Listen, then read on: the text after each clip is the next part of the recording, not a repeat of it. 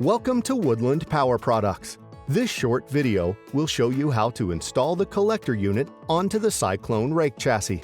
The collector unit is designed to be easily installed and removed from the chassis without any tools. Lift the collector and hold it vertically so that the J-hooks are at the bottom.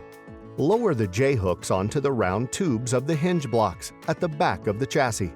Now, with the collector unit in the upright position, locate the dump linkage bar on the chassis and remove the bridge pin to release the dump linkage bar from the chassis.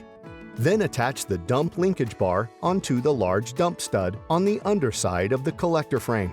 Push the bridge pin through the hole in the dump stud to secure the dump linkage bar.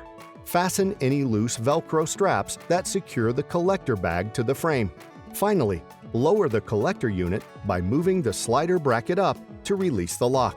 As you lower the collector, the linkage will fold neatly underneath.